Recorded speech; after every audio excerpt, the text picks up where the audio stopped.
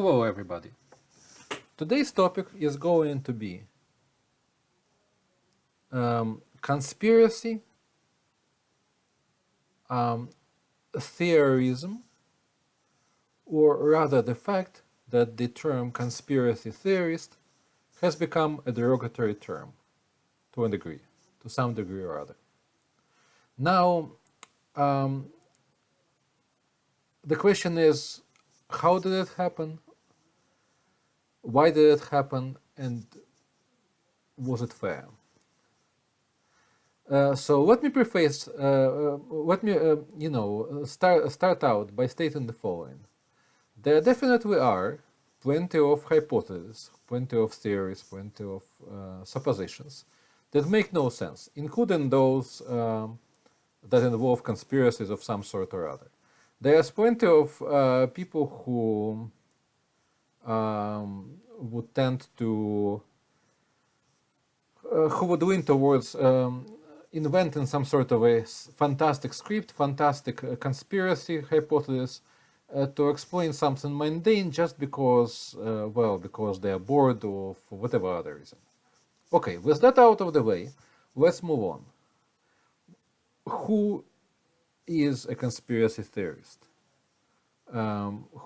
This is would be somebody who posits a hypothesis that a certain event involving presumably one or more individuals, or well, two or more individuals, I should say, a group, involved some kind of a collusion between those individuals, and if that event involved any kind of criminal activity, then by definition we had a conspiracy, right? I mean, we have a conspiracy that we're looking at. All right. So with that out of the way, is somebody who is looking at a crime, whatever the crime may be, it can be a robbery of a local convenience store, it can be a presidential assassination, it can be an act of sabotage. So whenever one is looking at something like this, and it is evident that a group of individuals was involved, is it crazy to say that there was a conspiracy? No, hardly. It's not crazy. Now, if you look at something like, let's say, 9/11 or the JFK assassination, is it crazy to posit that we may not know the whole truth, that there was a conspiracy involving not only the event itself, but also how that event would be investigated? Well, no, not necessarily. When you have human beings, especially human beings in a position of power, in a hierarchy, where information is distributed on a need-to-know basis, where there are limitations as to what one can do or say, unless one is willing to face rather severe consequences. Well, you have a fertile ground for people colluding and to bend the rules, or sometimes to outright break the rules, and stakes are high. And well, people have done, unlawful, brutal, murderous things over, over $10, over whatever the cost of a, heroin fix is. And are we supposed to believe that things that involve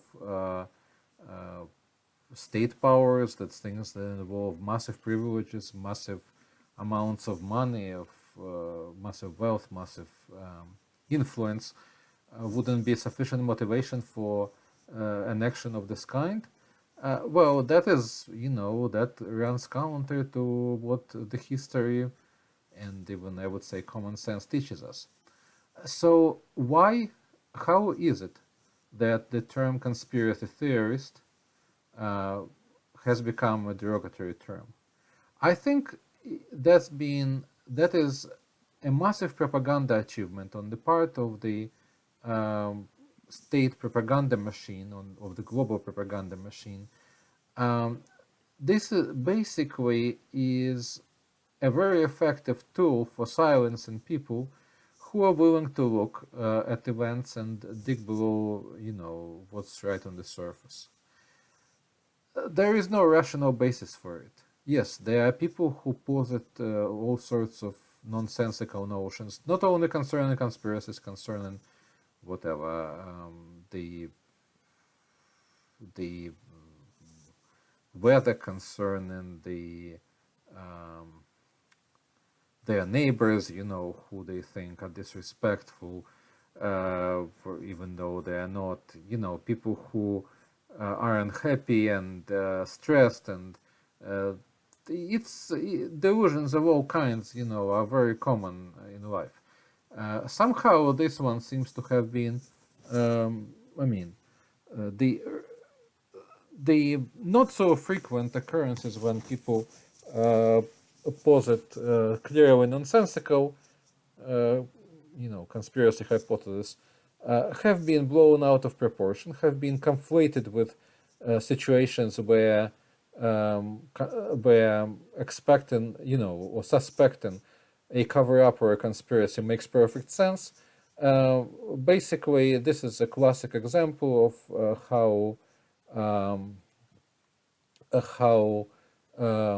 a legitimate expression of thought, a legitimate concern, is being smeared by association and then silenced. And in my opinion, this is very dangerous. This undermines our ability to learn the truth about many key events,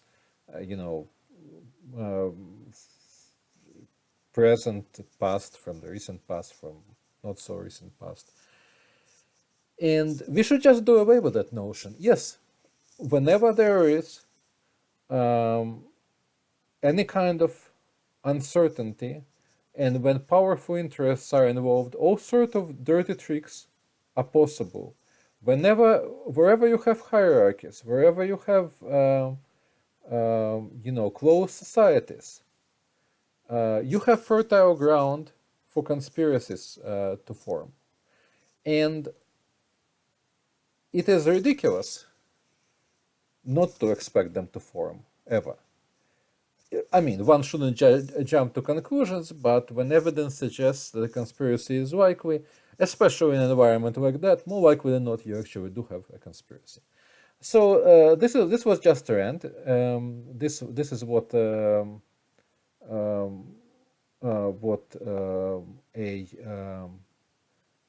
opinion type presentation of mine is likely going to look like.